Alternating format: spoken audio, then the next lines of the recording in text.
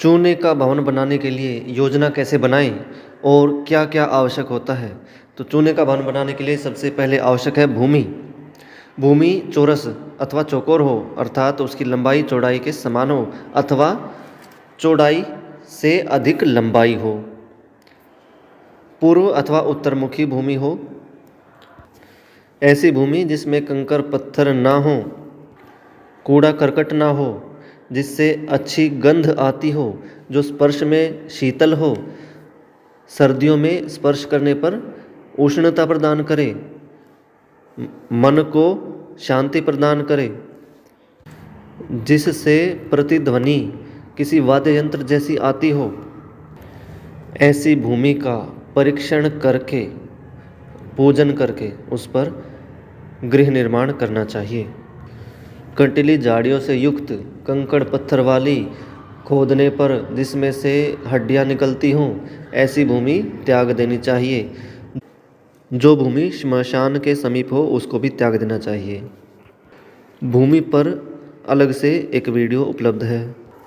भूमि क्रय के पश्चात दूसरा अर्थ जो आपके पास होना चाहिए वो है पत्थर अथवा ईंट। पत्थर प्राकृतिक होना चाहिए, हाथों से तक्षित होना चाहिए। मशीन के द्वारा काटा गया पत्थर प्रयोग नहीं करना चाहिए। जो शिलाखंड मुख्य चट्टान से स्वतः अलग हो जाते हैं उनका प्रयोग करना श्रेष्ठ होता है।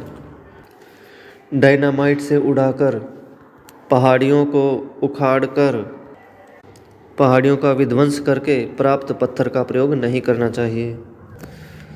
मिट्टी से बनी हुई ईंटों का प्रयोग करना चाहिए, जो भली भांति पकी हुई हों, जिनकी लंबाई चौड़ाई से दुगनी हो और मोटाई चौड़ाई की आधी अथवा एक तिहाई हो।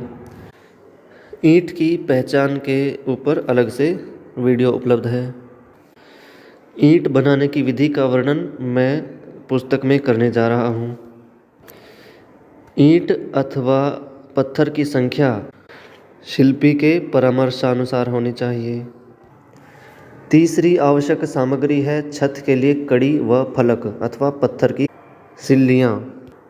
कई क्षेत्रों में उनको टुकड़ी भी बोलते हैं, कहीं पर इनको पट्टी भी कहा जाता है। चौथी आवश्यक सामग्री है जल। तो जल के स्रोत का प्रबंध करें। यह भूमि के समीप ही हो अथवा अपनी भूमि में ही हो। पांचवी आवश्यकता है शिल्पी। शिल्पी का चयन करें। 4 प्रकार के शिल्पी होते हैं, ये शिल्पी वाली वीडियो में बता रखा है। स्थपति मुख्य शिल्पी होता है, उसकी खोज करें। छठी आवश्यकता है योजनाबद्ध मानचित्र। स्थपति इसको बनाता है। 7वीं आवश्यक सामग्री है चूना। यह ताज़ा होना चाहिए, उतरा हुआ नहीं होना चाहिए।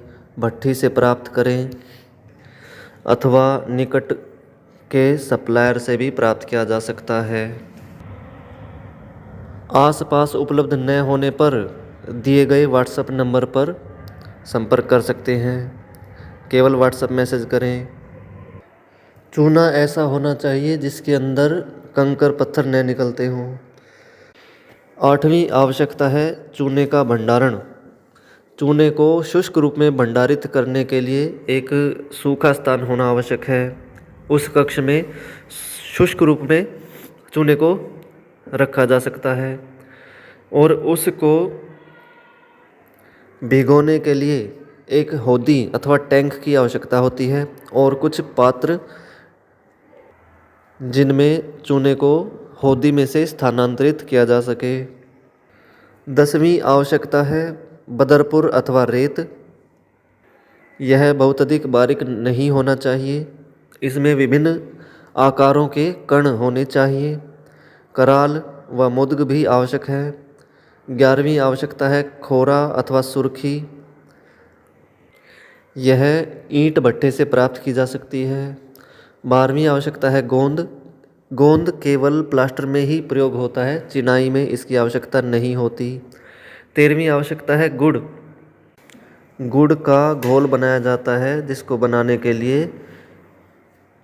एक पात्र की आवश्यकता होती है और जल की आवश्यकता होती है। उस घोल को बनाकर सड़ने के लिए छोड़ दिया जाता है और उसका प्रयोग किया जाता है। 14वीं आवश्यकता है गरट। नींव की यदि चिनाई करनी है तो गरट की आवश्यकता नहीं पड़ती, ऊपर की चिनाई में भी काम चल जाता है। लिपाई में विशेष रूप से गरट की आवश्यकता पड़ती है,